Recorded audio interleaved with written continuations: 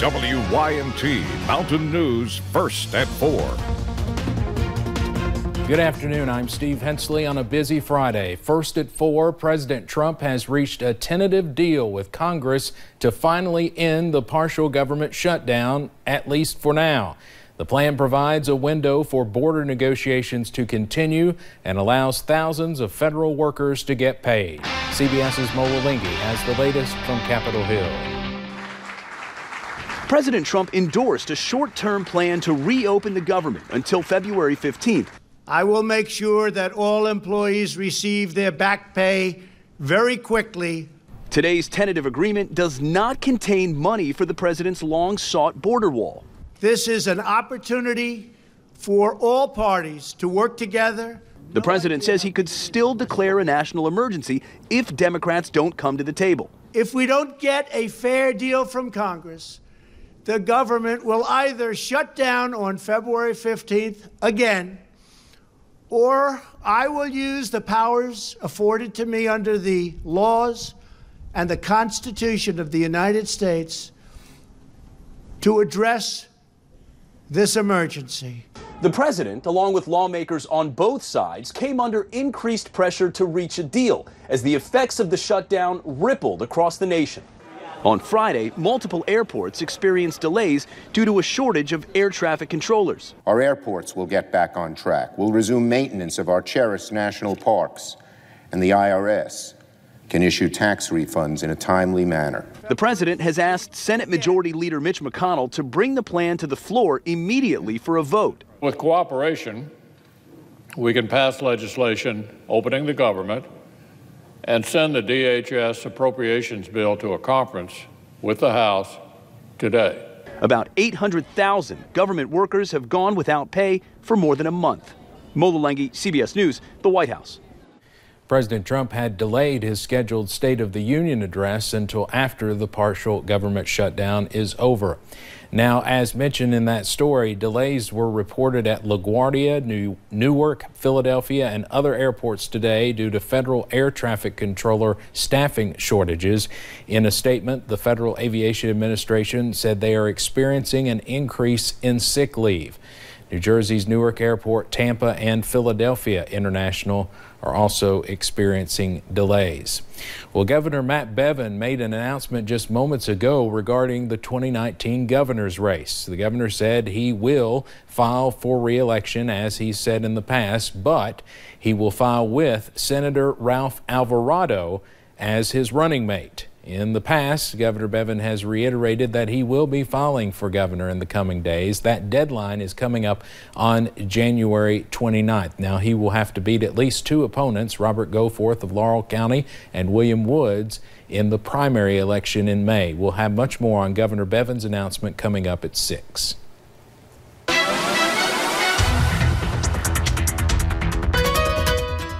Well, it has been a beautiful but very chilly day here in the mountains, but at least it's been a beautiful sight. You can see on some of our cameras looking over into Jenkins on US 119 and US 23. Absolutely beautiful there. Snow still on the mountains. The sun rising.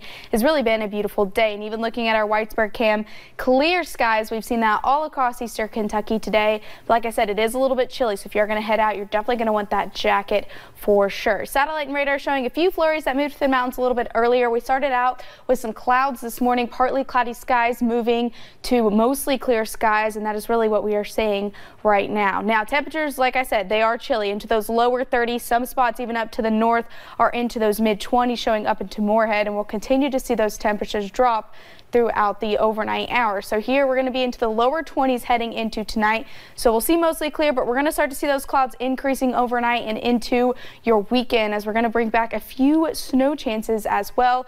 So checking out our Twitter topics of the day, we do have some weekend snow chances. We do have another system that we are really keeping a close eye on with a cold snap by midweek. We're going to talk about all of that and more coming up in just a few minutes. Steve. All right, Paige, thank you. Nearly 350 kids in Letcher County are considered homeless. Schools and organizations in the community are working to help combat that. WYMT's Connor James is breaking down what this means and what you can do to help those in need. Now, that 350 number doesn't really mean there's 350 kids living under bridges or without a home. It means they don't have permanent homes. They may be living with friends, or they don't have adequate housing, something that's actually a pretty big problem. The Letcher County school system found those 350 kids in the school to be legally homeless. Again, that does not mean they actually do not have a place to live, but many programs within the school and various organizations in the community have stepped up to help tackle this problem. Now, I've been a Letcher County resident for all my life, and suddenly I've seen a large increase in the homeless population here. Just the other day, we had a single mother with a couple of kids, and one of our members saw her walking up the road. Now, if you're in the community and you do want to help, volunteers here at ICANN Services say the easiest way to do that is just simply donating time. I'm in Letcher County, Connor James, WYMT Mountain News. We have more information on how you can help and the number to get in contact with ICANN Services on our website, WYMT.com. A Republican state senator in Kentucky has withdrawn from the race for Attorney General. Republican Whitney Westerfield withdrew from the race today. Westerfield was the Republican nominee for Attorney General in 2015, but lost a close race to Democrat Andy Beshear. Now, Republican State Senator Will Schroeder also filed for that office today, just a few hours after Westerfield got out. Schroeder has been in the state Senate since 2014. Before that, he was a prosecutor in Campbell County. Daniel Cameron, U.S. Senator Mitch McConnell's former lawyer, is also running. A former Miss America and Commissioner of the Kentucky Department of Veterans Affairs has filed to run for Secretary of State officially. Heather French Henry filed to run for the office as a Democrat today. Henry said her experience running the Department of Veterans Affairs with its 900 employees and $100 million budget has given her the experience she needs to run the Secretary of State's office. Roger Stone, a close associate of President Trump, was taken into custody this morning in Fort Lauderdale, Florida. He was indicted on several counts in connection with the special counsel's investigation into Russian meddling during the 2016 presidential campaign and possible collusion. CBS's Nicole Killian is at the White House, where the president and his team are dealing with the fallout. Roger Stone, longtime friend to President Trump, says he will fight federal charges stemming from special counsel Robert Mueller's Russia investigation. I will plead not guilty to these charges. I will defeat them in court.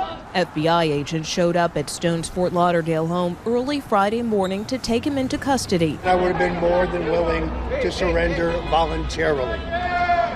They terrorized my wife, my dogs. Stone has been indicted on 1 count of obstruction of an official proceeding, 5 counts of false statements, and 1 count of witness tampering. The charges today relate in no way to Russian collusion, WikiLeaks collaboration. But court documents allege a senior Trump campaign official was directed to contact Stone about any additional releases and what other damaging information Organization One had regarding the Clinton campaign. Those documents also accuse Stone of pressuring another witness to lie to investigators. The White House distanced itself from the charges, saying they have nothing to do with the president. On Twitter, President Trump once again called Mueller's investigation a witch hunt. He ignored questions at a Rose Garden event. Were you aware Roger Stone was updating your campaign on WikiLeaks? Stone would not say whether or not he would seek a presidential pardon. Next week, Stone is scheduled to be arraigned at a federal court in Washington. Nicole Killian, CBS News, the White House. Roger Stone was released on $250,000 bond. A New York judge has signed off on changes to the legal team representing Harvey Weinstein in his rape and sexual assault case. The development allows the film producer to swap out his New York City defense attorney for a 4-person team that is full of courtroom star power.